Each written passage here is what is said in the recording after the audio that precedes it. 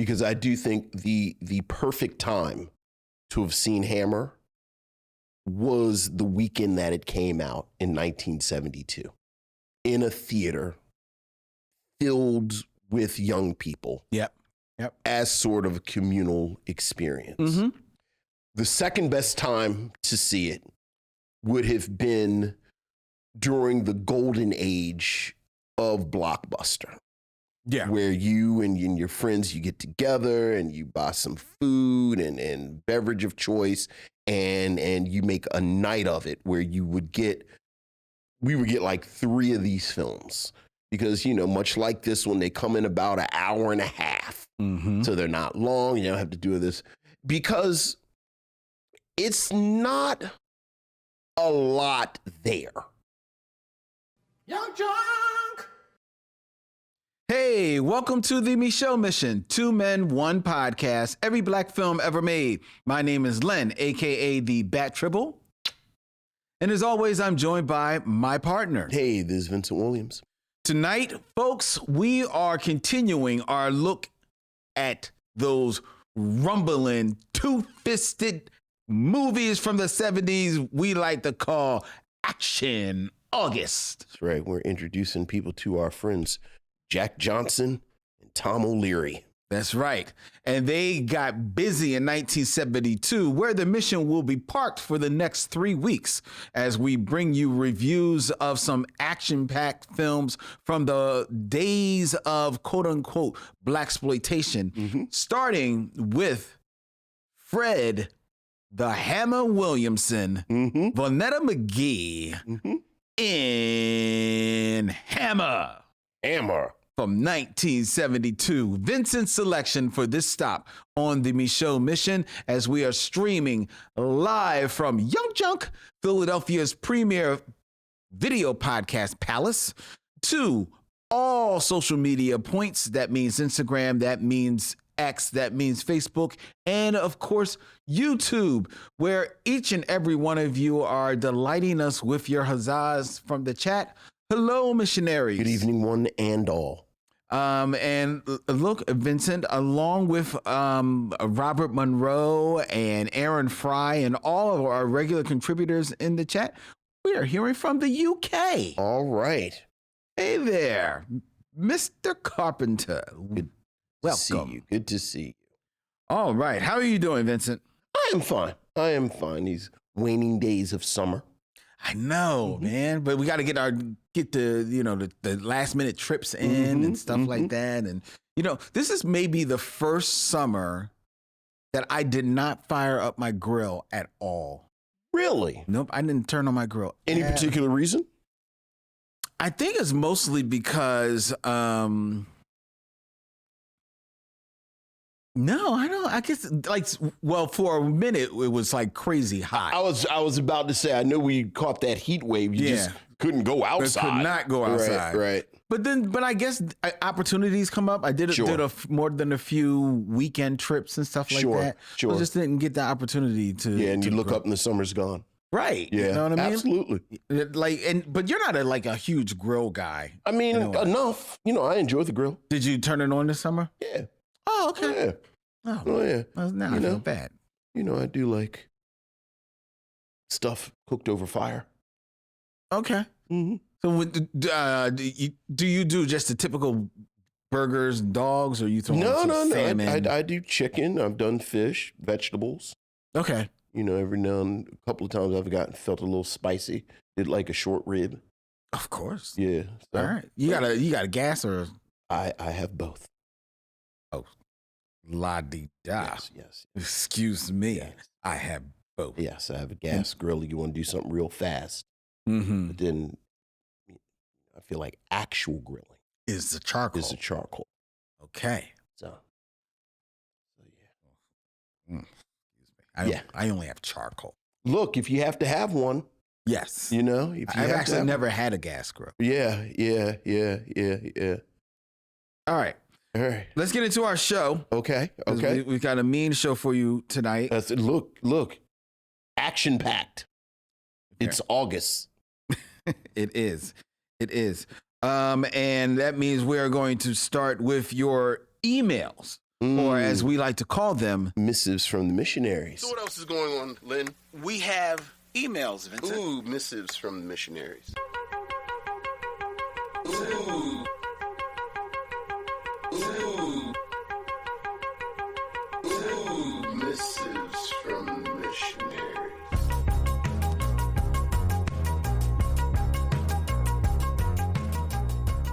Missives from the Missionaries, emails from the Missionaries. And Vincent, we have one from Ron Covington. Hey, Ron. Dear Vincent Len, I too am a big admirer of Chiwetel Ejiofor. Yes. I first saw him in Amistad as the translator, and then Dirty Pretty Things, and I was impressed. You guys should check out the British miniseries The Shadow Line, where Chewie is a cop recovering from being shot in the head and has to remember if he's crooked or not. Very suspenseful. Oh, That does sound good. Sounds very interesting. Thank you, Ron. I'll have to see if that is on BritBox. That's your jam, BritBox. You know, I have. You know what? That's your jam, BritBox. It has. It has. Because I have a gas grill, but you have BritBox. I have BritBox. See, there you go. I have BritBox. Yes. Very sophisticated room. All right. Brian continues. Anyway, I don't know if you guys have seen Half a Yellow Sun or not. I've been looking for it for years and finally found it. Thandie Newton and Anika Noni Rose play wealthy Nigerian sisters during Nigeria's fight for independence and subsequent civil unrest in the early 1960s. Early in the film, the ladies are sitting at a dinner table across from their parents. The man who plays their father is a dead ringer for Vincent. Ooh. I had to rewatch the scene to make sure my eyes weren't deceiving me. Wouldn't that be funny? If like I've been keeping that from you this whole time. Are you? I'm not. Okay. I'm not. So if you haven't seen the movie, watch at least the first 15 minutes. I'm curious to what your reaction is to that moment.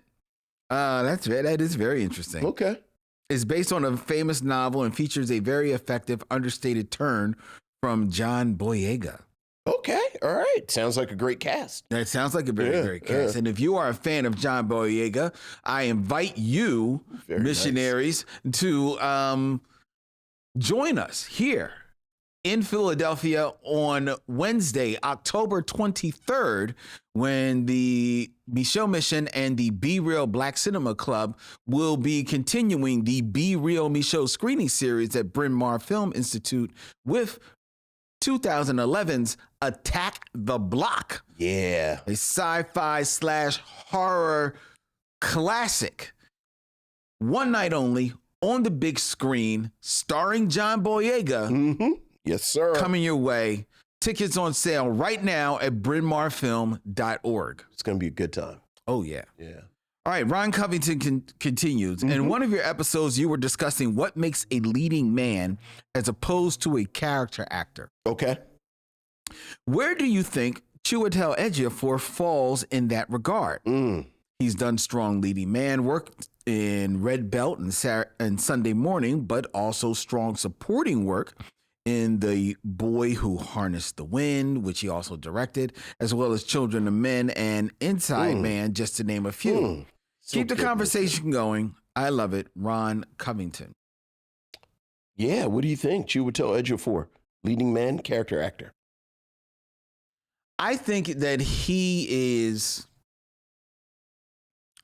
believe it or not, I think he's akin to Brad Pitt. Brad Pitt definitely has the leading man features and stuff of it. But when you really think about it, he's not the lead in a whole lot of movies. Okay. He himself has said he would prefer to see himself as much more of a character actor. Sure. Which is why he slips very well into ensembles or films that have maybe, other name stars with him. Sure. And I think Chiwetel Ejiofor kind of like falls in line there. I think Brad Pitt, I would put him more in the Denzel Washington school. Oh, where I think, much like you, I think Brad Pitt is a really good actor. Mm-hmm. But I do think that for all of the films that you think about where he's not, quote unquote, the lead, mm-hmm.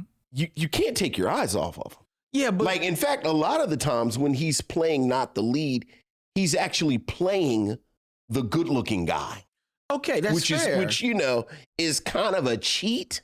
Yeah, but to compare him to Denzel Washington, who is almost always the lead. No, but the times when you think about where he doesn't play the lead, and I'm thinking about something like when does Denzel not play the lead? Well, I'm thinking about something like, was that not Merchants of Venice? Okay, that one. What's the Shakespeare? The one Shakespeare one. Right. I mean, it was oh God, which one was it? It was because it was the one that that Keanu Reeves is in. Yeah, and I think Guy Ritchie did it. Not Guy Ritchie. Anyway, right. There aren't as many examples at all with Denzel Washington because, like you said, Denzel Washington has, you know, he's the lead. Yeah, usually. But even this, you know what? I want to revisit this in about 6 months because I suspect this is what's going to happen with this new Gladiator movie. Well, where they've cut the trailer to make it seem like he's the star, but the buzz is he's not really in it, but so much. I don't think. See, I disagree. I don't think I believe that he's not in it, but so much. I don't think the trailer is cut to show that to make it seem like he's the star. I think the trailer is cut to let you know definitively that he is in it. But I think there's enough of the guy who is the gladiator to that, but he's a bit of an unknown. I guess my character actor thing, when I think about character actors, they disappear. And I don't think Brad Pitt ever disappears. Despite he tries. Right. And again, I actually think he's a great actor. But I think that's what puts him with Chiwetel. Well, I don't think Chiwetel disappears. I think he can disappear. I think you think about him in Children of Men. You think about him in Inside Man. You think about him in something like what was the space movie? Serenity. I do think, or like Four Brothers, where it's like, I forgot he was in that. Exactly. Yeah. That is exactly my point. I forgot he There's was in not that movie. one movie that Brad Pitt has ever been in that you forgot he was in it. Yeah, I forgot. As opposed to what I think is a better comparison, someone like Samuel L. Jackson, who he's always in stuff. And you're like, oh, I forgot he was even in this. Yeah, and he more often than not is not the lead. Right. But because, you know, Samuel L. Jackson, he's kind of been pushed to the fore. But thank you, Lisa Alexander. The Denzel Washington movie was Much Ado About Nothing. Directed by Kenneth Branagh. Which, like we said, you know, I think this is a film where he very much is part of this ensemble. But, you know, my God, you can't take your eyes off of Denzel Washington. Like, he can stand over there in the corner all he wants. But so. Very good. All right. Thank you for that email, Ryan. That was a good one. All right. We got another email, Vincent. This is from Corey Nicole. Hey, what's up, Corey? Good evening, Lennon, Vincent, and Missionaries. I hope you both had a great week. Oh, we did. You know, as terrible as Belly is, we going to Africa. There are some lines that are one of the best in Black cinema history. Africa is far. That screenplay is terrible, but it's also amazing. Hey, T, let's go to Africa. Africa. We have been everywhere, like the islands. That's what Lynn, you need to stop reading the letter. I'm about to shut down the episode. We're going to go get some wings and watch Belly. Because that's exactly what he said. He said, we've been everywhere. And then he said, we went to the islands. And then he stopped talking. According to him, they hadn't been to New Jersey. Oh, God. Corey continues. Those lines are priceless. Yes, they are. How can someone not like or enjoy them? But all in all, poor Nas. We never got to see him and T go to Africa because I guess Hype Williams didn't have enough money to shoot at said location. Out of nowhere the other day. And then Benjamin Chaffetz is like faux Farrakhan. He's not Farrakhan. And DMX has a change of heart. Oh, Belly is fantastic. All right. Out of nowhere the other day, I thought about the career trajectories of both Sidney Poitier and Eddie Murphy. Mm-hmm. And it sounds left field comparing an actual actor and a comedian, but hear me out. Both Poitier and Murphy started their careers as being one, if not the only black person in predominantly white films. I would argue that both of these men faced criticism as not being black enough or reaching the African-American audience, thus leading both men doing projects that catered to a black audience, like for Sidney Poitier, Uptown Saturday Night, Let's Do It Again, and A Piece of Action, and for Eddie, his trifecta of Coming to America, Harlem Nights, and Boomerang, even adding Life with him and Martin Lawrence. It was a random thought that came to mind the other day. Cannot wait to listen to this episode. Love always, Corey. That's a good. I see the parallel. Yeah, I do think appropriately enough tonight as we are going to be knee deep in blaxploitation.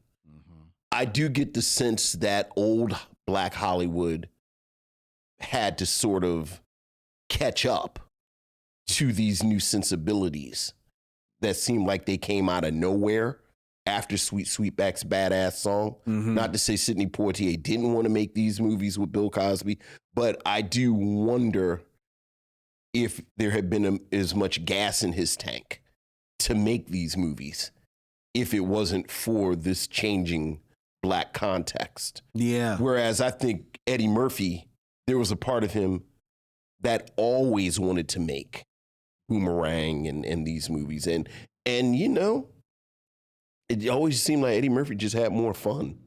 Well, that was the thing. Yeah, so. That was the thing. But yeah, that is a good parallel. Most definitely. All right. We got an email from Michael Lockett. What's up, Michael? Len Vince and fellow members of the Council of Michaels, Michael Dennis. Oh, he said put Mike in there. Mike, who was here for our review of Riverbend last week. Try as I might, but there was no better way to describe my personal mission this week than a hullabaloo. Okay. It was good stuff. Even the bad stuff, based on the commentary and critique, was great. I had never heard of Riverbend, and I am truly happy to have been introduced to it. I couldn't get my eyeballs on a really good version, but what I could see on YouTube was breathtaking. I can only imagine what a fully restored print will look like, especially if we get the director commentary or other extras. Watching this film made me instantly curious as to whether Sok Lee had, I think he meant Spike Lee. Spike Lee had seen this and whether it influenced his The Five Bloods in any way. Very different films and circumstances, but black soldiers with agency are hard to come by in film. Good point. On my time travels, I visited you two when you reviewed Tyler Perry's Diary of a Mad Black Woman. When it comes to Tyler Perry movies, I am always both incredibly happy that doors are being opened for men in our community and completely embarrassed and disgusted by how black women are treated and how flat we are portrayed. Thankfully, I have you two to voice similar takes. It's cathartic to hear other people go in on how one of us treats us. I've never stopped and looked, but perhaps one or both of you have looked at the reviews on Tyler Perry films from the diaspora and particularly on the African continent. I pray that they are not taking this work as the true essence of what Black America is like. I've never taken the opportunity to look at that myself. Yeah, but you know. Mike continues. I rarely comment on the binge lounges, but the musical riffs one had me rolling. I had forgotten about how suspect 7 Brides for 7 Brothers was. It is amazing. I guess the censors were buying lynching postcards when this film passed over their desks. Finally, you two and Mike sent me down a rabbit hole with the Heather Hunter talk. Oh, my God. A Soul Train hole, not her day job. Oh. If you ever want to get lost in the late 70s and 80s and get behind the scenes stories, Soul Train Days on YouTube is outstanding. I'm glad he said that. I'm not. So what is Soul Train Days? They interview all the dancers. Oh, really? So it's like they interview the dancers who were there, and it is amazing. Because, it's Soul Train. Oh, I was not aware of that. Right. Not aware of that. A quick question. Did you two watch the America Soul series about Don Cornelius and Soul Train? All the best, Michael Lockett. I did not watch it. I did not either. I kind of halfway meant to, and then it kind of slipped from my. I will have to say, I think it got to the point very quickly where they were doing a lot of stunt casting, so that it didn't make me want to watch as much. Right. And then just don't have the time. Hey. Yeah. Time keeps on slipping. All right. Did Michael say it was good? He did not say. Right. Okay. That was it. Well, let us know if it was good, Michael. We have one more email, Vincent. This is from our good friend George Carmona. Hey, George. Gents and missionaries, keeping this one quick as I'm catching up on shows. Excluding Frasier and Lilith, the bench starts in regards to Cheers with Nick, Carla's ex-husband, who got a spinoff. Harry the Hat, Harry Anderson before Night Court.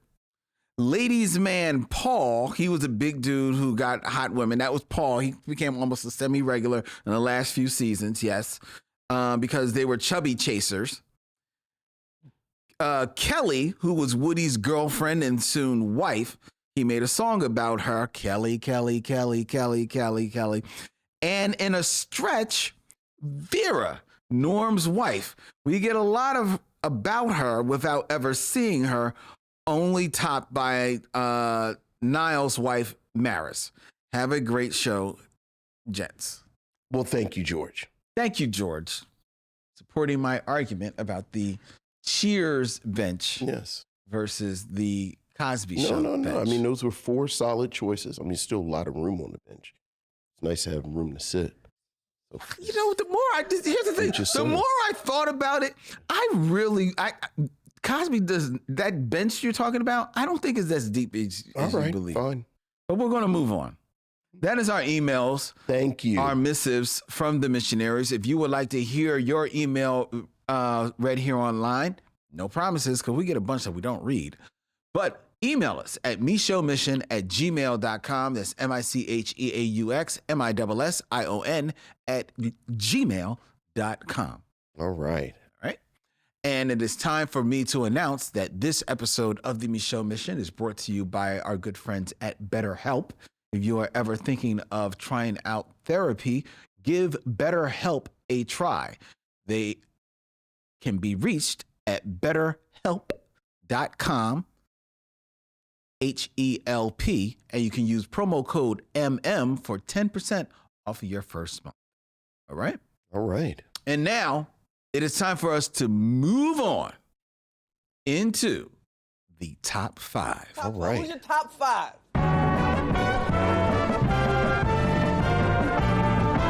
My top 5 is. My top 5 is. My top 5 is. My top 5 is. My top 5 is. Top 5. Where I create a list and I read off said list and I wait with bated breath for Vincent's scintillating commentary on said list. Scintillating. Keeping it in theme, we are going to be reviewing Hammer with Fred Williamson tonight.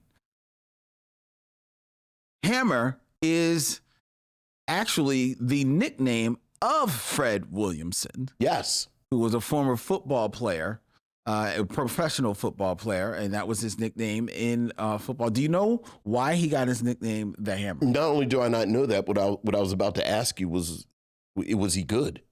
Oh yes, Okay. He was considered good.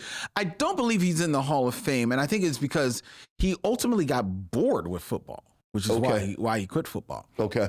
But the reason Did he hit people hard? there's a story. Okay.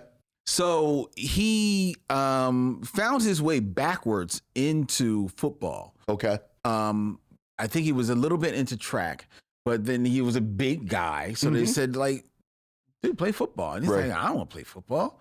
I don't want to play football. That people get hurt playing football. Right. I'm too pretty to play football. Right. Mm-hmm. But he said, okay, they're going to make me play football. He played football, but he played on the offensive side. Mm-hmm. Okay. And I believe he was like either a tight end or a wide receiver because he could catch, right? Sure. That was in college. Okay. So then he does good and he gets drafted into the NFL. Mm-hmm. And when he gets drafted into the NFL, they basically tell him, okay, you're going to play cornerback, which is on defense. Okay. He's like, I played offense my whole time. Why are you going to have me play defense now? You're big. We need you. You want to be on the team. This is where you're going to play. Okay. All right. So going to play cornerback. First time at practice, he's lined up across, and I forget the player that he's lined up across, but it's like their superstar wide receiver. Okay. And they run the play, wide receiver blows by him, and the catches the ball. Coach gets mad. It's like, what are you doing? What are you doing? You're not supposed to let him get off the line. Do not let him get off the line. That is your job. Okay. Next play, they run it. Now he is standing, like before he's backing off the wide receiver. Now he's standing right there in front of the wide receiver. Mm-hmm. It's like, why are you right there? He's just going to run by you. He's like, just hike the ball. Hike the ball, hike. Wide receiver starts to make his move. Fred Williamson knocks him out. Okay. All right. Plastered him on the field. Okay. All right. And the coach says, you got to stop hammering the players because this is practice. Right. And then that stuck. Hammer became his nickname. Hammer. All right. That was his nickname. All right.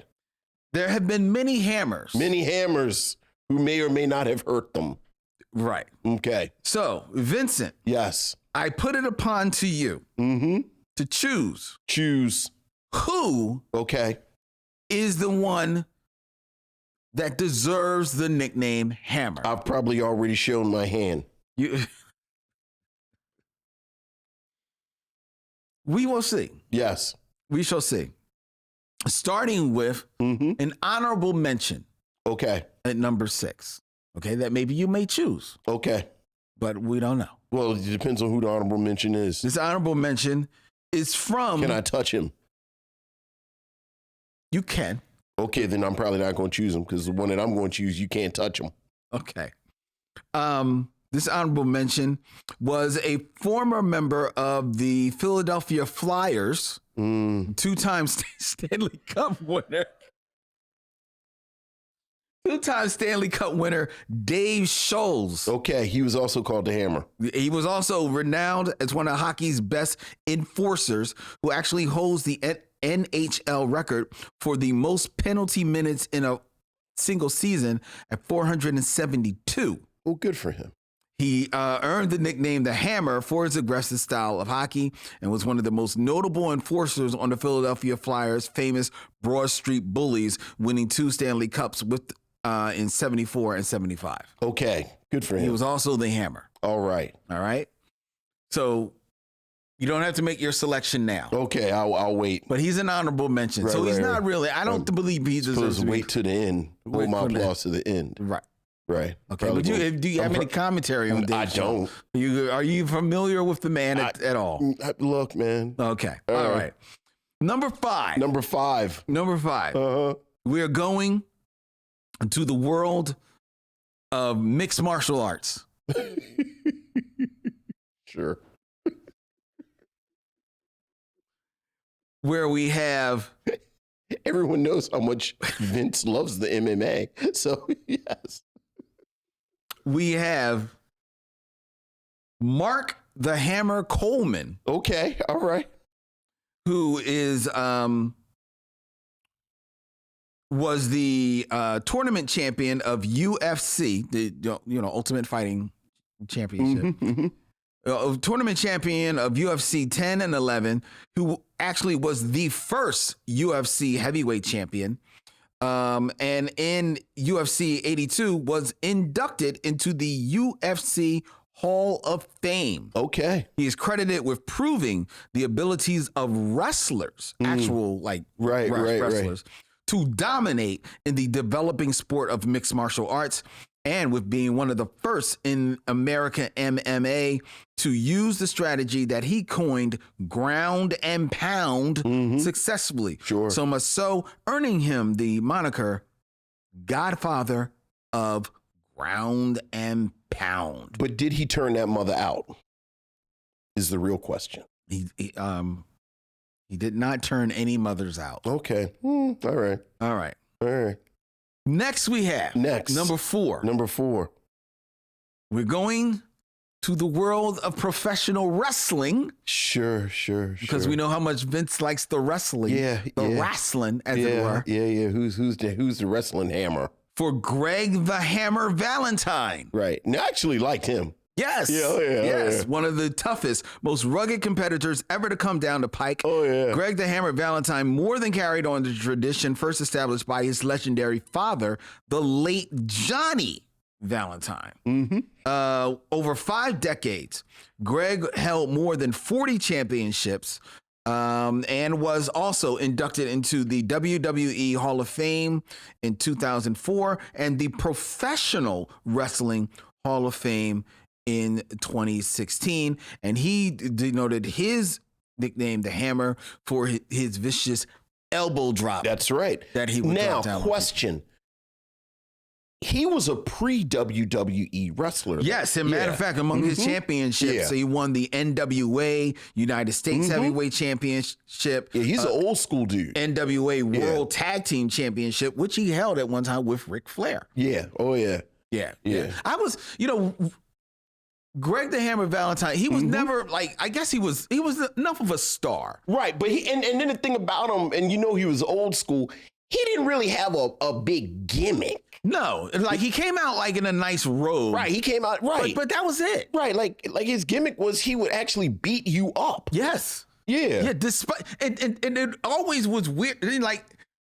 Greg Valentine sounds like he's going to be flipping all over the place. No, he was in there breaking legs because outside of his elbow drop, he was also famous for. He's the one that taught Ric Flair the figure 4. I think I knew that. Yeah. I think I knew that. They both kind of learned it from Buddy Rich, but he's the one that really incorporated it first. And then he let, Rick take it on. So far, he's in the lead. I would say so. That's why he's number 4. So far, yes. Go ahead. All right.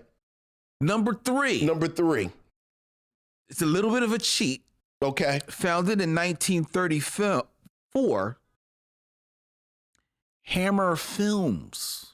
Hammer Films? The company best known for a series of gothic horror and fantasy films made from the 50s until the 70s, many of those involving classic horror characters like Baron Victor Frankenstein, Count Dracula, The Mummy, which Hammer reintroduced to audiences by filming them in vivid color for the first time. And they make it sexy. Now, are you familiar with how they came to be called Hammer Films? No, I wasn't. I didn't know they had started in 1934 until 4 seconds ago. In November 1934, William Hines, a businessman and comedian, registered his film company, Hammer Productions Limited. It was housed in a 3-room office suite at Imperial House in London. The company name came from Hines' stage name, Will Hammer, which he had taken from the area of London in which he lived, Hammersmith. Okay. That's why it was called Hammer Film. There you go. All right. Big fan of Hammer Films. Me too. Big fan. All right. So that's number 3. All right. In the running. In the running. Number two, who you can still put hands on, is one Stanley Burrell, Okay. a.k.a. MC Hammer. There's a hammer in front of MC Hammer? Is that what you're telling me? Yes. Well, I can't wait to hear who that is. All right. All MC right. Hammer, for those who don't know, was an American rapper, dancer, record producer, entrepreneur. He was an experience.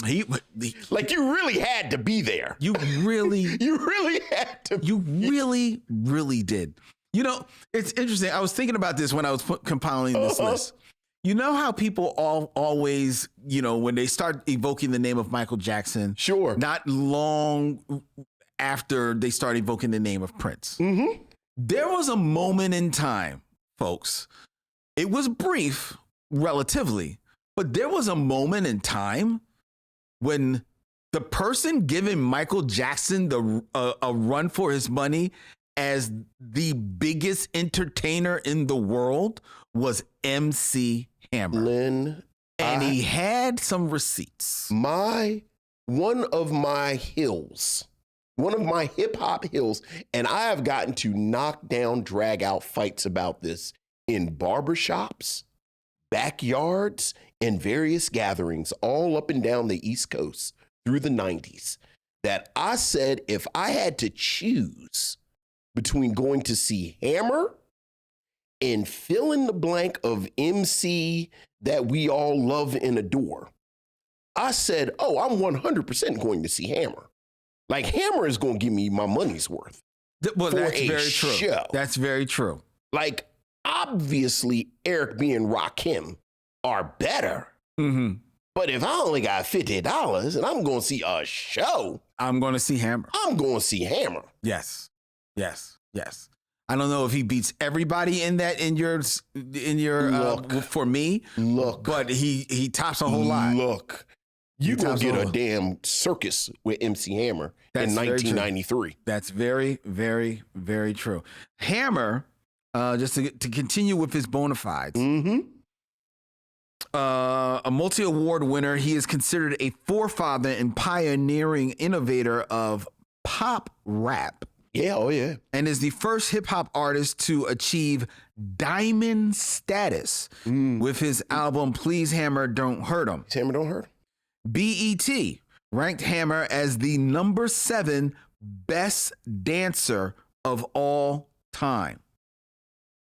That sounds about right. And Vibe, in the Best Rapper Ever tournament, declared him the 17th favorite of all time during the first round.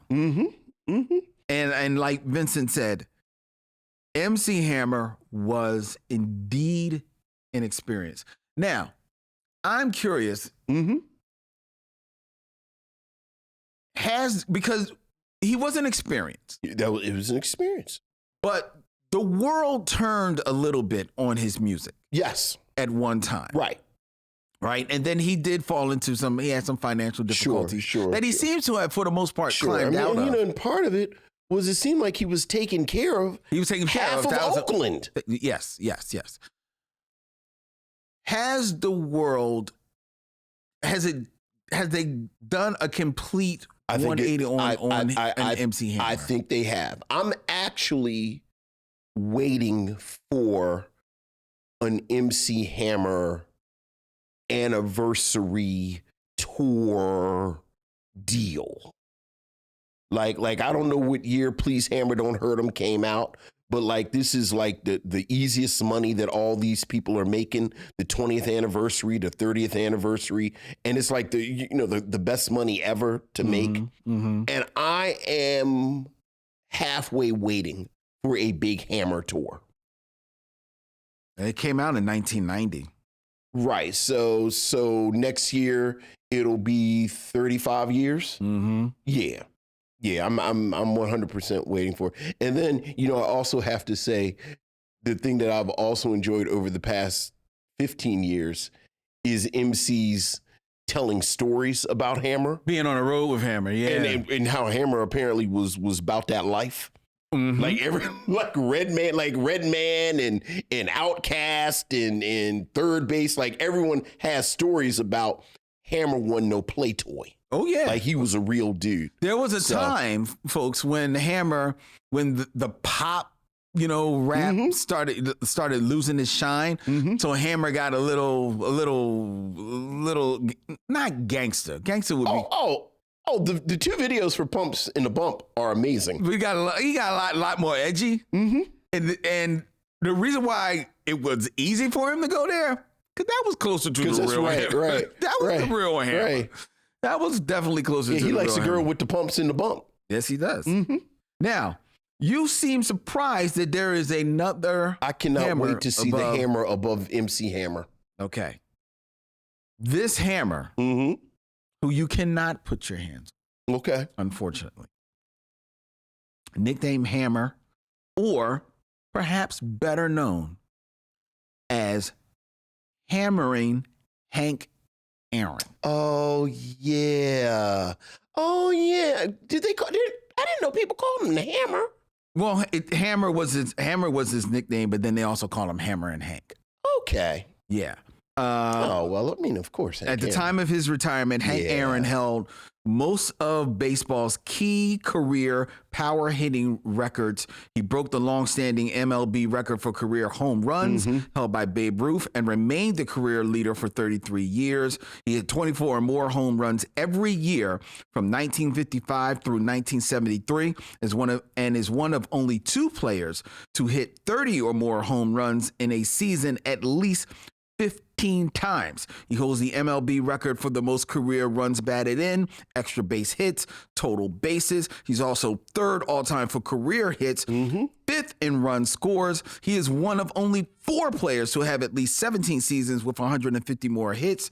His ability as a hitter can be illustrated by his still having over 3,000 hits, even without counting any of his home runs. He was a National League All-Star for 20 seasons and an American League All-Star for one season, and he holds the record for the most All-Star selections at 25, while sharing the record for the most All-Star games played, 24, with Willie Mays and Stan Musial. He was a three-time Golden Glove winner, a former MVP, for the World Series when the Milwaukee Braves won. He was inducted into the National Baseball Hall of Fame, and is widely recognized as one of the top offensive players of all time, so much so that in 1999, MLB introduced the Hank Aaron Award for offensive players named in his honor.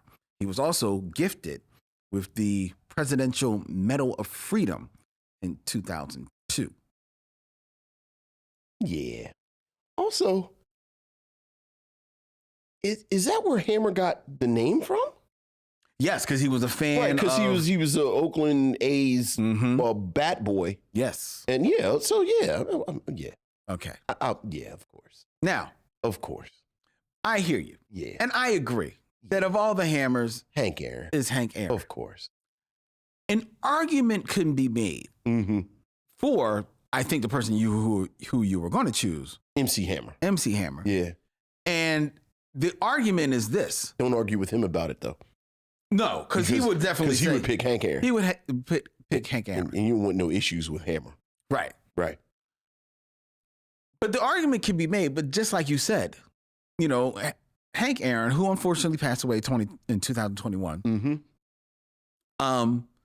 he was better known as Hammering Hank Aaron. That's right. Whereas MC Hammer, everybody calls him Hammer. That's right. Like Fred Williamson, nobody says, "Hey Hammer." Right. Nobody says Greg Valentine, "Hey Hammer."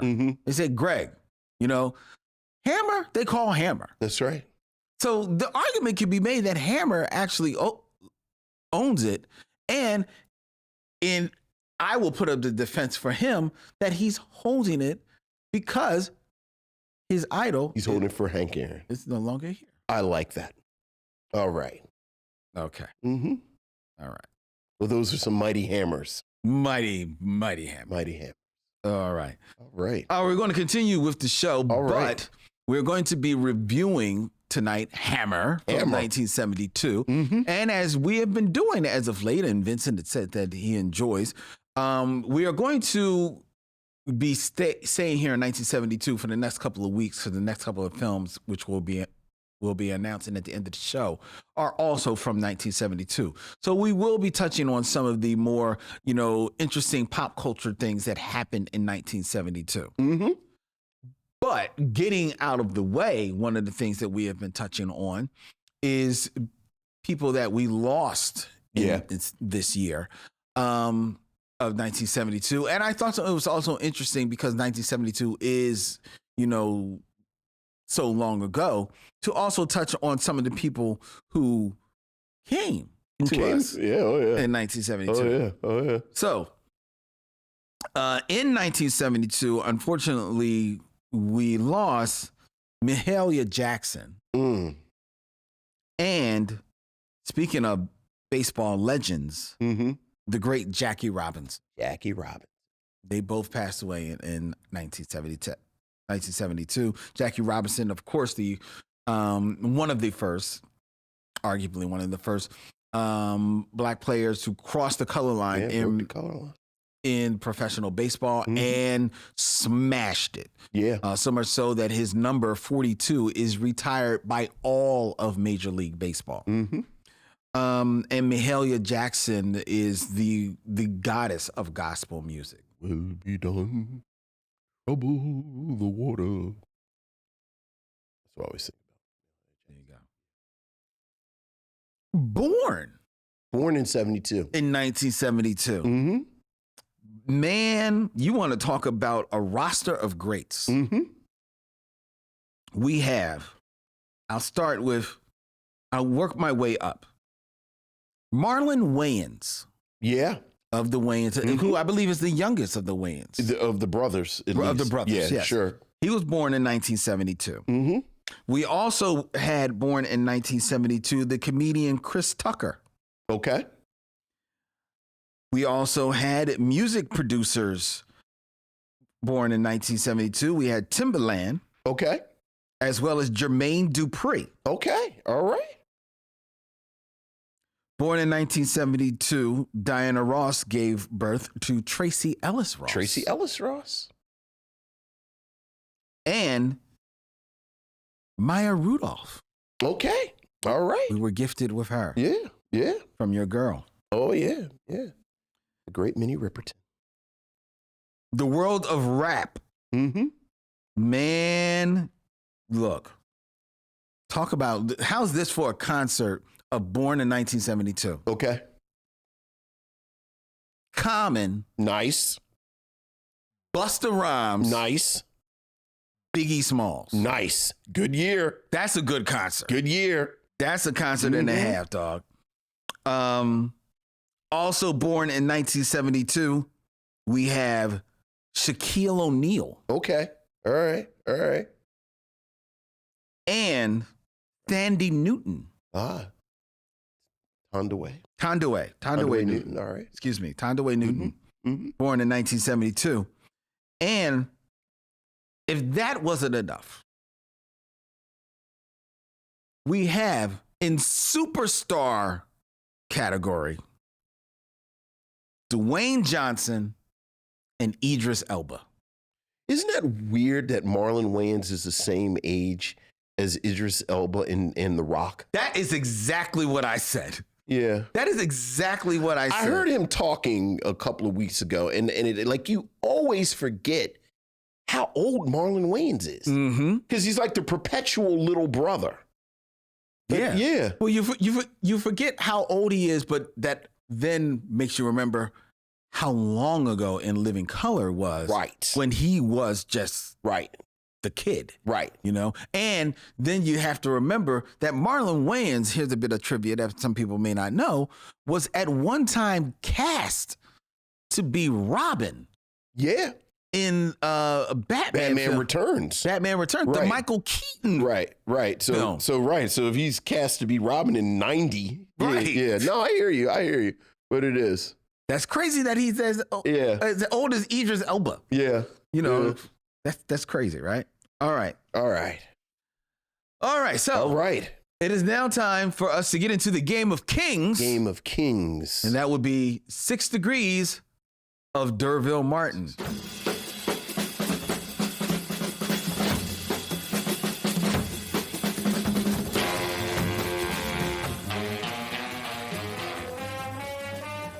Six Degrees of D'Urville Martin, that star of Hammer from 1972. It's so bizarre. It's not like, is that D'Urville Martin? Wait a minute. It's not only is it so bizarre. Let's talk about it now so we don't get lost in it in the review. It's not only bizarre that D'Urville Martin is in Hammer. It's bizarre because 2 reasons. One, as the film comes on, D'Urville Martin has somehow successfully negotiated that he gets and D'Urville Martin. And he's in like 3 scenes. He's in 3 scenes. He's in like 3 scenes with 8 other people. He's in 3 scenes with 8 other people, and they're at least a half an hour apart. Right. So it's not like he's in 3 consecutive scenes. It is the most bizarre. But apparently he and Fred Williamson got along really well.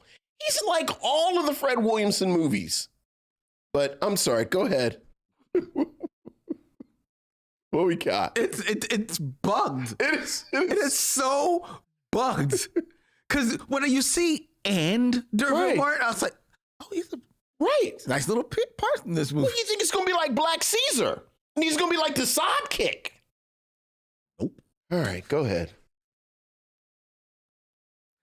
All right. 6 Degrees of D'Urville Martin, keeping it in theme. These are 2 actors who were also born in 1972. Okay. In 6 films or less, Vincent, connect D'Urville Martin to Toni Collette. Oh, yeah.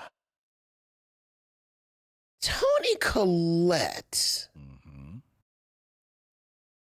What was she just in? Are you thinking about that Netflix miniseries? I might be. What? The one about her, like, as the mother, that the husband kills the mother? Maybe. What was her movie? What was her movie when she came out? Her big movie? Yeah, it was Muriel's Wedding? Something tells me that's not what you're thinking of. Clock Watchers. That might be what you're thinking. No. That was kind of big. Toni Collette. What was the last thing she was in? She was in a big movie that I'm pretty sure you saw, but older movie. Last thing that she was in that has come out was a voice role. So I'm sure you didn't see it. Sure. It was that Ruby Gillman Teenage Kraken movie. Oh, that's so funny. Adam wanted to see that, and then it was gone before we could go see it. Yeah, that did not last in theaters long. But she definitely is in a film that I would bet that you have seen. Was she just a film with a Philadelphia connection? I'll give you even that clue. She wasn't in the Bad Boys movie. Was Toni Collette in? Oh, I'm looking right at her, and I just can't remember a thing she was in. Okay. I really can't. Well, I'll give you this movie then. What's the movie? The Sixth Sense. Is she in The Sixth Sense? Mm-hmm. Yeah, she's the leading woman in that Sixth Sense. She's not his wife, is he? Is she? I believe she is. Is Toni Collette the wife? Yep. In The Sixth Sense? Yep. All right. Well, since you gave me the movie, I'll go a little hard. I won't use Bruce Willis.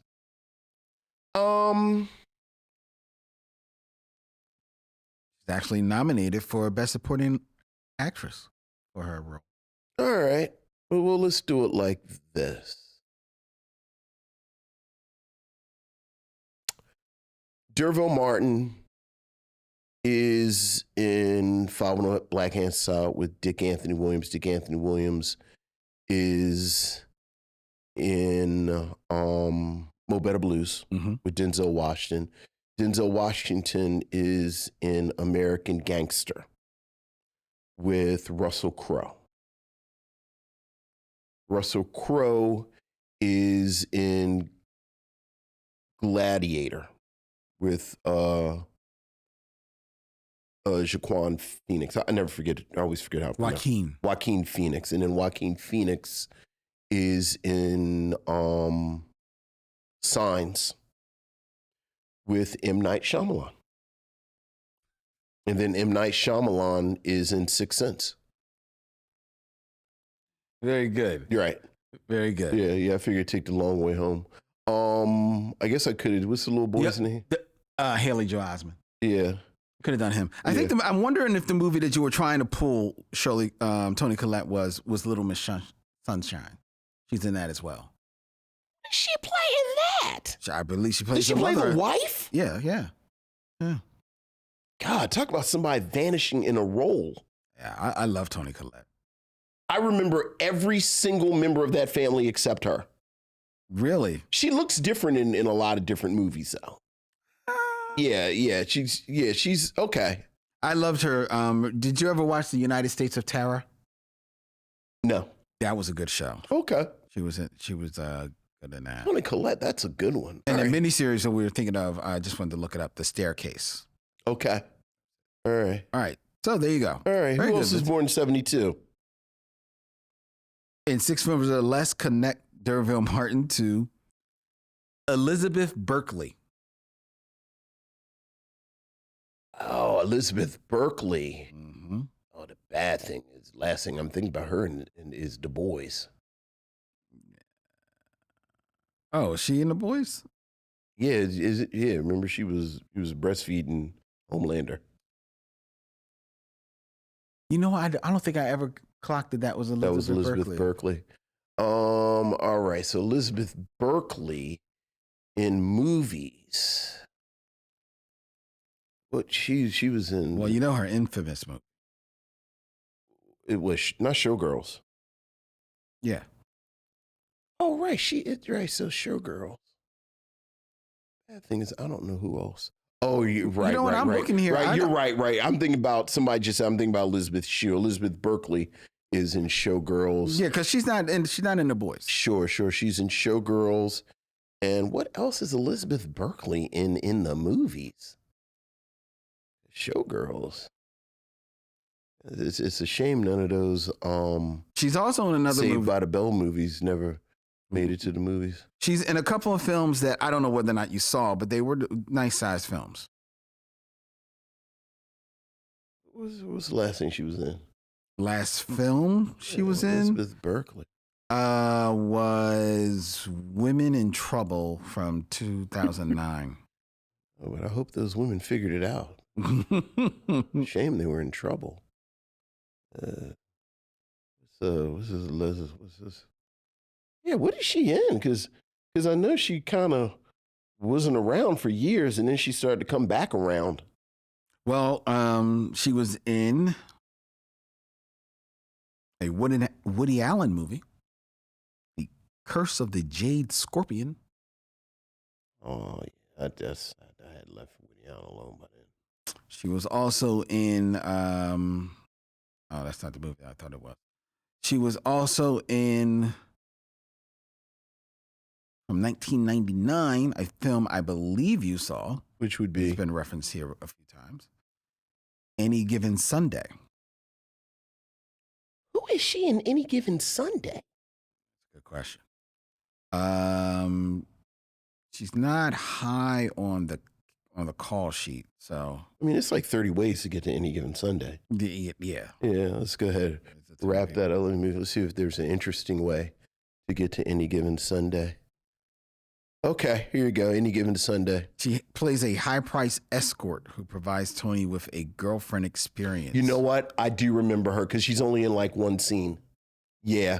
Okay, so this is how we're going to do that. We'll be interesting with Any Given Sunday. Same route.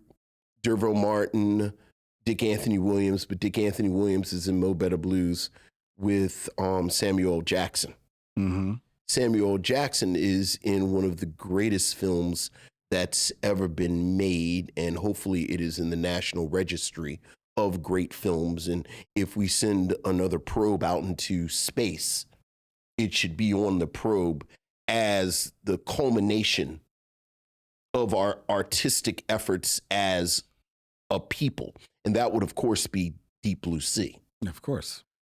With LL Cool J, who somehow survives.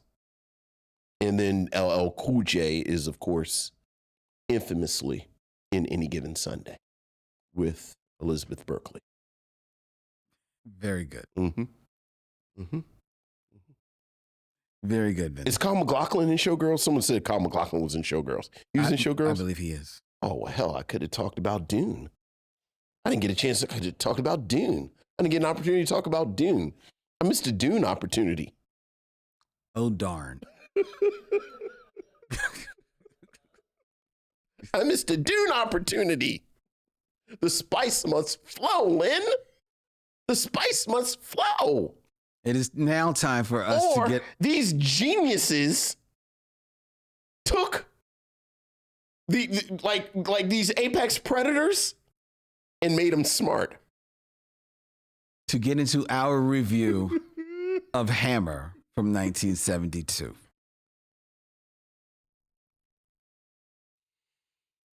Did you see Deep Blue Sea in the movies? Wait, are we still on? Or are we waiting? I was about to go. Okay, I'm sorry.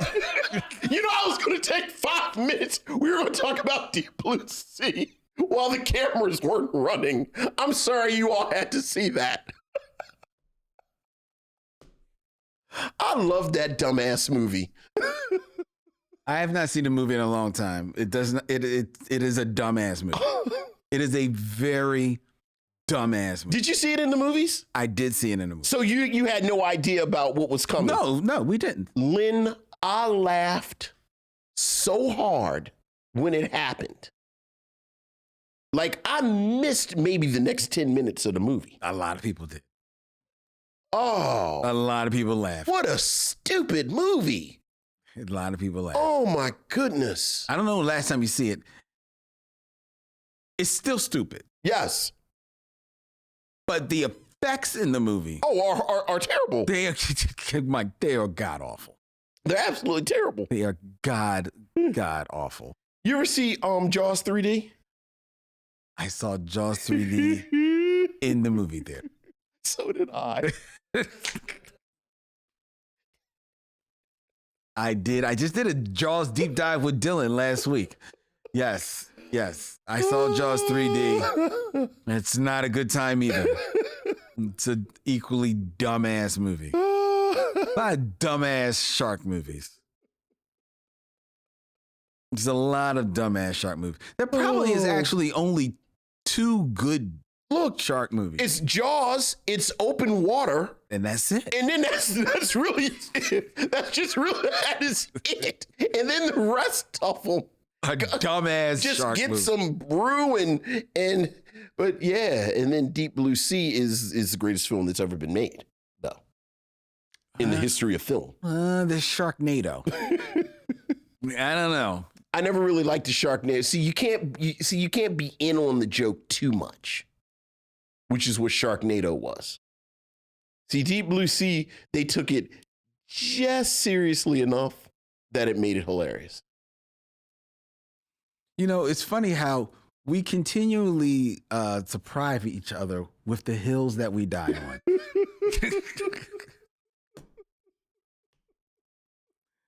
May I continue? Oh, boy, I'm sorry. Are you not entertained? Are you not entertained? A Los Angeles dock worker becomes a boxer. Sure, why not? But his crooked manager is involved in various rackets, and he's working for the mob. Fred Williamson, Bernie Hamilton, Vanetta McGee, William Smith, Charles Lampkin, Mel Stewart, and D'Urville Martin. D'Urville Martin. Star in Hammer from 1972, directed by Bruce D. Clark, and brought to you here on The Mission by Vincent Williams. Vince, what say you of Hammer? Well, it's actually appropriate. We were joking about a film like Deep Blue Sea, because I do think the perfect time to have seen Hammer was the weekend that it came out in 1972 in a theater filled with young people. Yep. As sort of a communal experience. Mm-hmm. The second best time to see it would have been during the golden age of Blockbuster.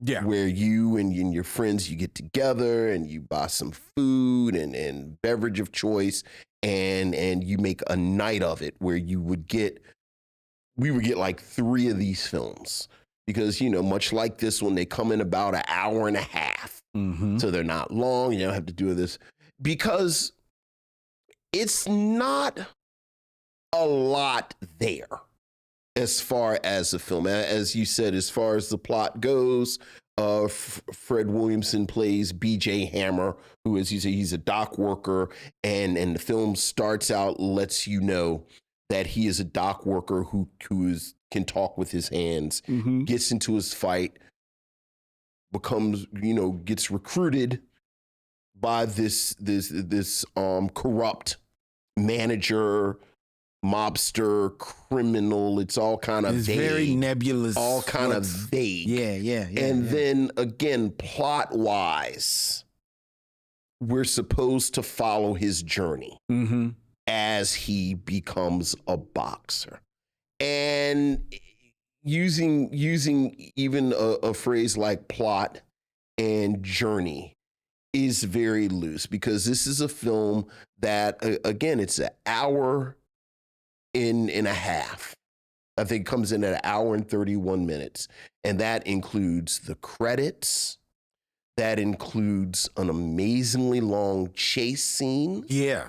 That includes a training montage that is completely unnecessary for the amount of actual boxing that you see. Mm-hmm. So that the irony is that someone like Fred Williamson, the man and the actor, became one of the most vocal defenders of quote unquote blaxploitation films. Like, he famously did not like that term.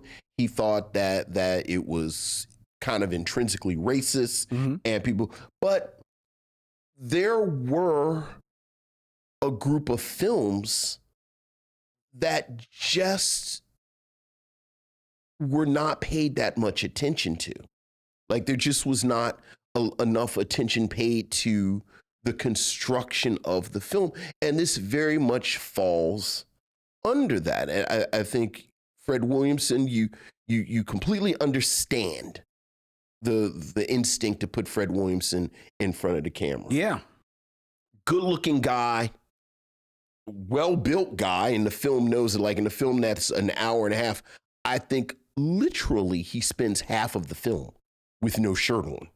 Yes. Or when he does have a shirt, it's got a deep V. Right. Deep V. Well, even you're saying a deep V, but like there are 2 or 3 times where he's out and about and he has on a jacket and no shirt. Mm-hmm.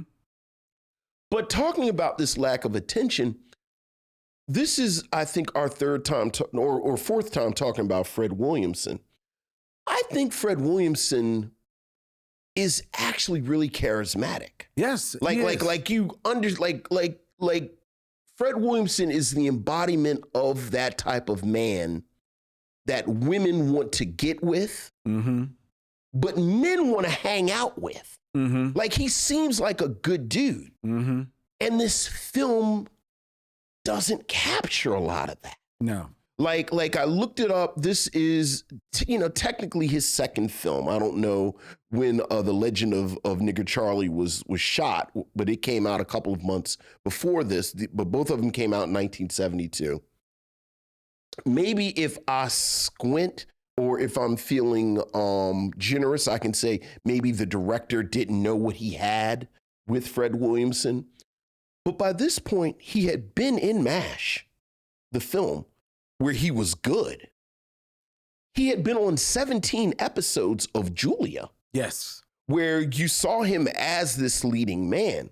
So it really is just kind of this neglect that the film doesn't tap into his charisma, like the charisma part of him. Vanetta McGee, she's there to be pretty.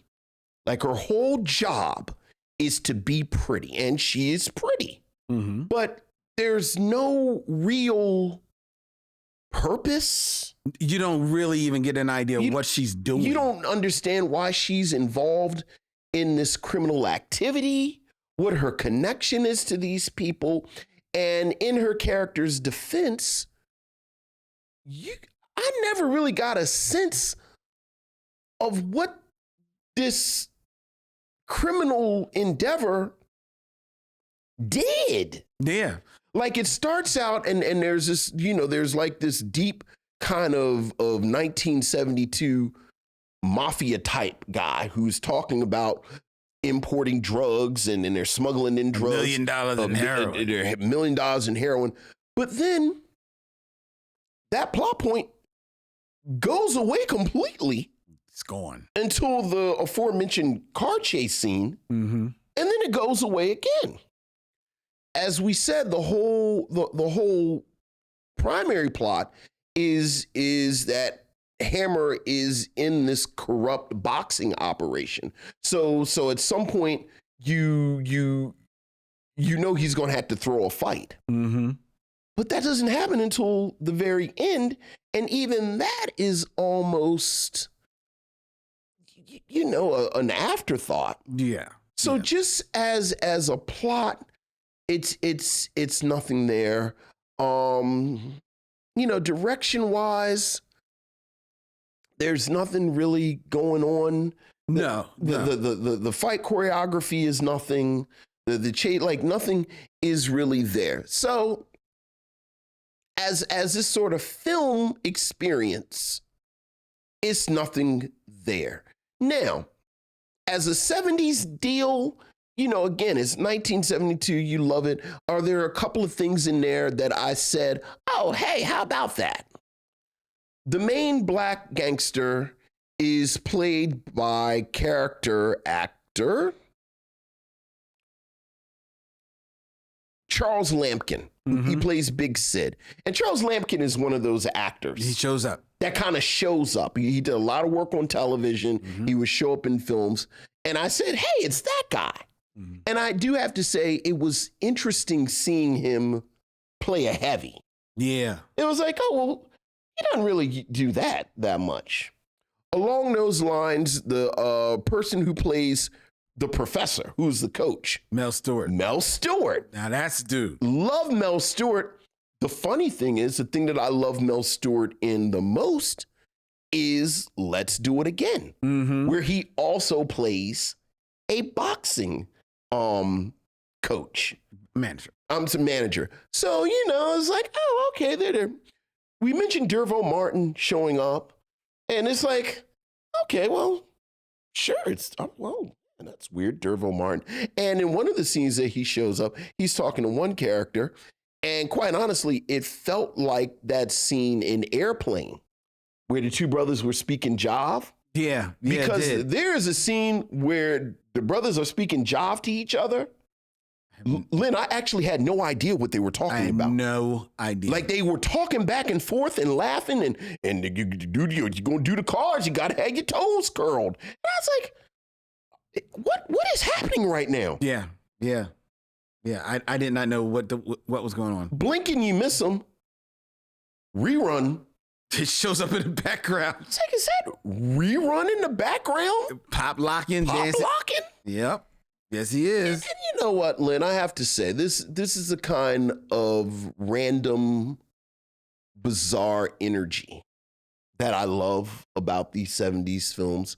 Again, speaking of these two character actors, I think the biggest crime that this film commits for me, and it's always a sign of really lazy storytelling to me, is that when they give Charles Lampkin as Big Sid and they give Mel Stewart as the professor a moment to allude to their past, they allude to stories that seem to be far more interesting than what's on the screen. At one point, the professor says he used to be a boxer, but weird women, alcohol, and a corrupt manager landed me here. And I said, wait, I want to hear more about the weird women and the alcohol. Like, this is way more interesting than this. But ultimately, there's a reason that we talk about films like Cotton Comes to Harlem, Shaft, The Split. And I don't think it is a coincidence that these are three films that were and I picked action films. Like, I don't want to talk about like Claudine and the Learning Tree. I'm talking about action films. And these are films that are adapted from novels so that there's more heft and weight to the actual narrative. And they just so happen to be set in the 70s and star 70s actors. And then you have films that we have referred to as blaxploitation films. And I think this is very much one of the latter, so that I'll stop where I started. I do think if you want to have a night of blaxploitation, you want to stream some things and you want to, pile up 3 and load up 3 and then watch them. Sure, this can be one of them, but as a film experience in and of itself, I found it kind of forgettable and a bit of a waste. Yeah, I think one of the things that saves this film, because I agree with pretty much everything that you said. The story is, it's, first of all, if you've seen a lot of boxing films, you've seen semblance of this story already, right? And considering that this is set in 1972, if you have seen Rocky first and then watch this, a lot of these beats are going to kind of maybe feel a little familiar. So the story's not really doing anything. I don't think he taps into Fred Williamson's charisma. But to be fair, I think Fred Williamson, while he has done work at this time, I think Fred Williamson is still trying to find his way as a leading man in this film. Right. Yeah, certainly in a film upon where he, everything is centered around him, because his character is pretty much like, it's the lead, but he's also like, for 1972, almost squeaky clean good guy, right? And I don't think Fred Williamson fits in that role, right? You can still be a good guy, but he's a little bit more edgier. And I don't think he's allowed to show his edges as much in this film as he would progressively as he moved on into the other films. But he's there. His essence is there. You can get the hint that there's something more. The director doesn't know how to pull it out of him. You get the hint that if Vanetta McGee had been given something to work with, she might have been able to do something with it. But we will never know, because she's not given pretty much anything to work with. Even though, to be fair, there is, as you talked about, montage. As of course is the prerequisite lovemaking scene in this film, which I think is very tastefully done. Yeah, you're right. You're 100% right. Yep. And actually, not more than tastefully done, I think it's actually very, tenderly and beautifully done, especially in the way that it moves from them being in bed, making love to one another, to the following morning. You're 100% right. As they wake up and then into their day. That's a good moment. That is actually a very beautiful moment. That's a good ending moment. with a soft kiss between the two of them.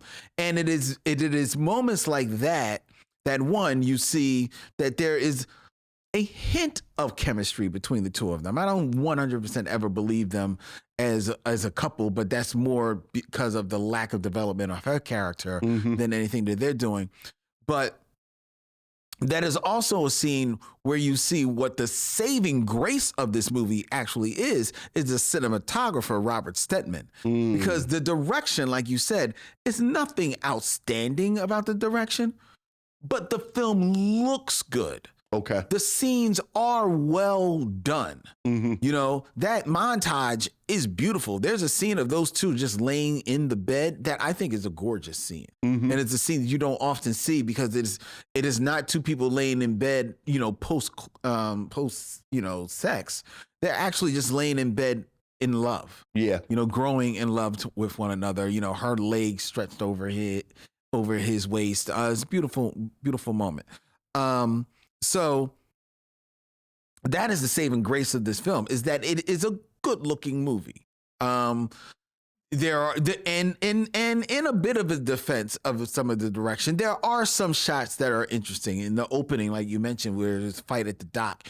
There are some interesting angles where you're looking almost in between people's legs as they're fighting, yet you're seeing people in the distance watching them. That's a hard shot to pull off. They pull it off. I didn't think they did. I thought they pulled it off for the most part. Okay. I mean, like, no, is it Spike Lee may have framed it better? At like a fight on Batman. But well, I thought it okay. It worked for what it was doing. It was one of the better shots. Sure, okay. Let's put it that way. So you had that save in this film, but then everything else is just what it is. Of the performances, the performance that I enjoyed the most, like you just mentioned, is Mel Stewart as the professor. Yeah. I would have gone for a prequel of the professor. I would have been there for that. Charles Lampkin as a heavy. You're right. You don't usually see him as like a pure heavy. Right. And I think it shows in this film because he kind of waffles a little bit. You don't really understand his deal. Yeah. But to be fair, the movie, like you said, it throws so many balls in the air that you don't know what is going on. Like that level of uncertainty, which I think lends a little spark to a movie. I don't know if it was deliberate or if it was just, again, this sort of lazy writing. I didn't think it may have been lazy. I mean, I lazy did know. writing. Yeah. I 100%. I did know. Yeah. So, I mean, and I would say it was a shame if you didn't already know that Fred Williamson would go on. Like, this would not stop the Fred Williamson experience. Look, in 3 months, Black Caesar's about to come out. And it's a done deal. Yeah, it's a done deal. We're off and running. Yeah. Which is the perfect amalgamation of the Fred Williamson character on film. He's finding his way here. And you can see what lies ahead in Black Caesar. Other than that, you're right. It's a film that's a little forgettable. And unfortunately, the writing is on the wall. One of the things that is celebrated about this era of film that we talk about is, of course, the themes and everything that happens in it. Sometimes, to a degree, the soundtrack. The soundtrack ain't nothing to shout about. Like the opening song is just Hammer. He's a bad man. Look, man. And we're done. Someone said, Solomon Burke, make me something like Shaft. Here's $30. Hammer. He's a bad man. Yeah. I'm going to McDonald's. So you have that. But the other thing that people talk about is at least you were fooled into thinking you were going to see something good because the movie posters would look so great. Yes. The movie poster for Hammer is a picture of a black and white picture of Fred Williamson, shirtless as he is for most of the movie. Yes. But it's just him. There's nothing around him. It's just all this white around him. And then real tiny at the bottom, like, because it's his top torso, real tiny at the bottom, there's a car, there's a couple of women, and there may be a boxing ring. That's it. Yeah. And then there it says Hammer. Hammer. As if it in the shape of a hammer. Yes, right. But it's like off on the side, like away from him. It's not the best poster. It's, dude. It's not Cleopatra Jones. It's not Cleopatra Jones. 7 of pure dynamite. It's not Cool Breeze. Yeah. It's not Superfly. Look. It's not, Uptown Saturday Night. Right. It is just boring. Yeah. So you're saying you might have been in a theater filled with people watching this movie. I don't know if a whole lot of people, that wouldn't have made me go to this movie. Look, it's Fred Williamson. I'm assuming, I guess, like you said, he was good at football. Like, I'm assuming. You don't do nothing. I'm assuming Fred Williamson. Well, but here's the thing. Part of the reason I chose this is that this is at the beginning of the Fred Williamson as the blaxploitation star. Right. Period. Right. So in a lot of ways, this is a poster that you could 100% argue for in 1974. Okay. Because by then, so now I'm wondering, was The Cell, this is a starring vehicle for Fred Williamson. He don't have no shirt on. Like, that's all you need. Like, that's the whole selling point. Because again, we talk about them, and part of the reason I chose them, I do think Fred Williamson and Jim Brown, for me, are the two most fascinating personalities to come out of the blaxploitation period. Like I think Pam Grier transcends pretty quickly. Yes. Even if her acting career doesn't necessarily, like, she becomes almost iconic. Okay. Outside of it. And not almost, definitely. Yeah, definitely. We just talked about I just forget Cleopatra. Thandaway Newton? No, Cleopatra Jones. Tamara Dobson. Yeah. Who is kind of synonymous with Cleopatra Jones. Mm-hmm. And, I don't know how much she was going to do outside of it, just because, she's just such a tall, imposing woman. Like, I think she has a personality. I think she could act a little bit, but just, I don't know what kind of opportunity she was ever going to have. Mm-hmm. I think Jim Brown was actually a good actor. A very good actor. Who got pulled into this. Mm-hmm. And I think, while I don't think Fred Williamson at his best is a great actor, I think he's good enough. Mm-hmm. And the charisma more than makes up for it. Yeah. Like, I think if you look at the stats, you can put him right next to Steve McQueen. Mm-hmm. But because he's black and it's the 70s, he never got the Steve McQueen opportunities. I don't see, the only pushback I'll give on that is that I don't know if it's so much that he didn't get the opportunities versus Fred Williamson, from everything that I've learned about the man, wanting to very much be in control of his own destiny. Yes, absolutely. But part of that is because he's a black man, A, he can't. Or rather, people are going to resist that. B, he doesn't have the luxury to be Steve McQueen and just say, I'm going to take projects here, there, and the other. Like, these kind of projects are going to come to me. Like Fred Williamson has to take control, or else like he's not going to be able to do stuff. See, I don't know about that. I think that Fred Williamson, we'll never know.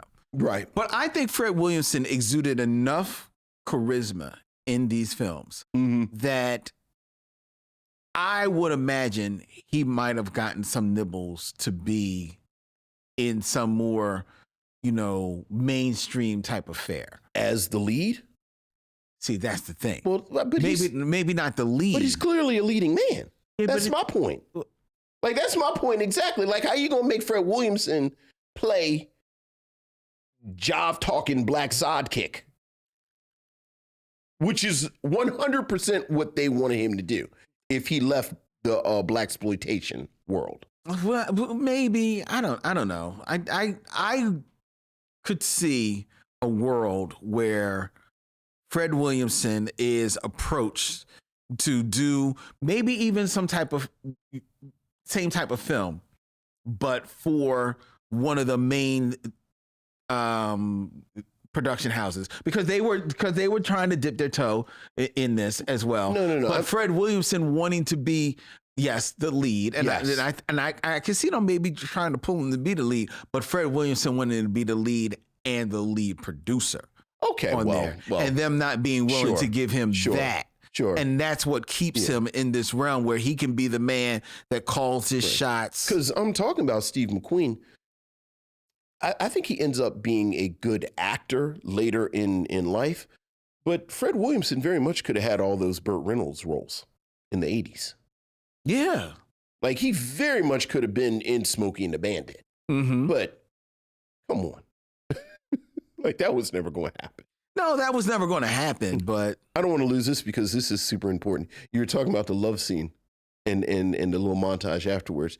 Did you pick up that that's what Black Dynamite was spoofing? Yes, I did. said, oh, this is where Black Dynamite got it from. Yes. Why was BJ Hammer out there playing with the children's? BJ Hammer was playing with the children's. BJ Hammer could not make a shot. Did you notice that? Fred the Hammer Williamson was a football player. He was not a basketball player. Vanetta McGee was out playing with the neighborhood youth. With an F. So would you recommend that people see Look, man, The Hammer? I've been talking about like I'll tell you this here's a good night for you, right? You start with this, you go to Truck Turner. You end with Shaft. Or if you want something kind of bombastic that moves more, something like Cotton Comes to Harlem. And the pool gets deeper as the night goes on. But as just a film by itself, unfortunately, no, I don't. I just don't think it's enough there. Outside of its kind of historical, the history of it being that this is his first or second film. But yeah, I can't recommend Hammer either, folks. I just can't. I just don't feel it's worth the time. If you find yourself sitting in front of the screen and it's on, sure, fold your clothes to it. But do not be afraid to get up and move, because there are better Fred Williamson fares out there, like Black Caesar. Look again. I seem to remember those Nigger Charlie movies being very good. Someone brought up That Man Bolt, which I thought was fun. Yeah. You and I both said it before, and it's worth, if you want to see Fred Williamson at his loosest, Fred Williamson in Three the Hard Way is amazing. Yes. Like, he's actually a good time in Three the Hard Way. But to your point, and I think you may have said this in the episode, you can almost feel his weightlessness because he's not the only lead. So he can kind of have fun and bounce against someone like Jim Brown. Yeah. Jim Brown can carry the thing on his shoulders. Yeah, and Jim Brown is so serious. You can't help but be right next to Jim Brown. Right. Jim Brown is the original I Am Smiling.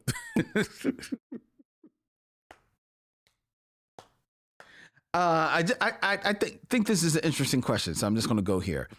Farrell Blackwell asked a question: what movie from around this time would have been a mainstream role for a black leading man? I know you mentioned like Smokey and the Bandit. That's around this time, but I'm trying to think. And Smokey and the Bandit would be more 80. Like Smokey and the Bandit is actually post Star Wars. Like I think once you get post Star Wars, it's a whole different landscape. Mm-hmm.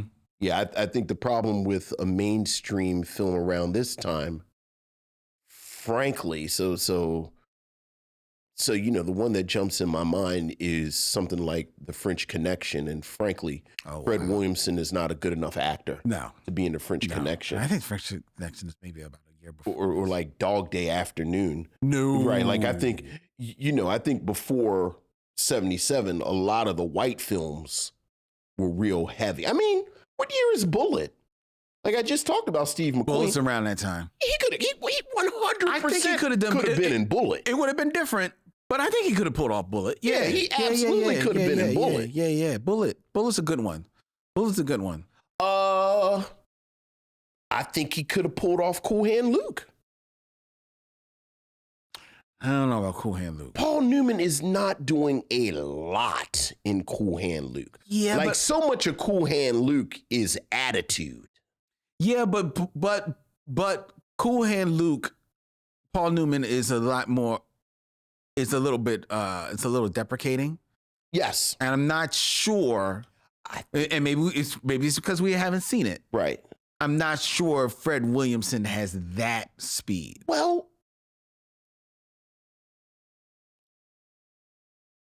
I think he's funny. Oh, dude, he is actually cracking. He cracks us up in 3 the Hard Way. Okay. All right. Well, okay. Yeah, I guess. What is it? 1,000 yards? What's the football in jail movie? The Longest Yard. The Longest Yard. Now I could have seen him in The Longest Yard. Been in The Longest Yard. Now that there you go. Yeah. Because you mentioned the Burt Reynolds. I was movies. about to say, what is Burt Reynolds doing pre Smokey and the Bandit? In The Longest Yard. Mm-hmm. He could definitely have been in The Longest Yard. And that would have fit him perfect. Yeah. You know? And now here's the thing. Even if Burt Reynolds is still in The Longest Yard, I think Fred Williamson would still have been good in that film. Yeah. Oh, yeah. You know, and I think he would have been a standout. That's the type of role that I could see somebody coming to him and him saying, "Oh, I'm not doing Burt, then I'm going to go over here and make this Adios Amigos instead." Right. And that might have been like the wrong move for him because I think he could have set himself up for some more interesting type of roles. Yeah. Down the lane. All right. Good question. Thank you, Farrell. I appreciate that. All right. Before we tell you what we're going to be watching from 1972 next week here on the Micheaux Mission, I invite you to, once again, if you have an email, thoughts that you want to share with us, please send them to micheauxmission@gmail.com. That's MICHEAUXMISSION@gmail.com. You can follow the Micheaux Mission on the social media of your choice, whether it be Instagram, X, or Facebook @Micheaux Mission, where you're invited to join our Facebook group and get in on the chat that all of the missionaries are having with Vincent, because I very rarely get in there because I am always busy doing other Micheaux stuff. Just being point blank honest about that. But the Micheaux Mission streams every Tuesday night at 7 p.m. here on YouTube from YUNKJunk. Hit that subscribe bell so that you can be notified of when we put up our new videos. We put up a whole bunch of videos in the last couple of days, and be notified when we go live on Tuesday right here from the greatest video podcast Palace in Philadelphia. If you want to book yourself some time here at one of the fabulous studios with one of the millions and millions of Dylans that have been cloned in this joint. You didn't know there was a sequel. They cloned Dylan. That's right. It's coming to Netflix. Email Dylan at YUNKJunk.com. That's DY for YUNKJunk, LAN at YUNKJunk.com so you can book yourself some time. The Micheaux Mission is also a proud member of The Podglomerate, thepodglomerate.com. They make podcast work such as ours, which will be back next week, August 20th, as we continue Action August in 1972, as we look at Robert Hooks in a film that may have one of the greatest soundtracks of all time. The film, however, you be the judge along with us as we sit back to review Trouble Man. Have you ever seen Trouble Man? I've never seen it. You know what? I don't know if I've ever seen it either. Remember, I did not know that the album, the Marvin Gaye album, Trouble Man, was a movie soundtrack. Yeah. I had no idea. Yeah. I did know that. I don't think I've ever seen Trouble Man though.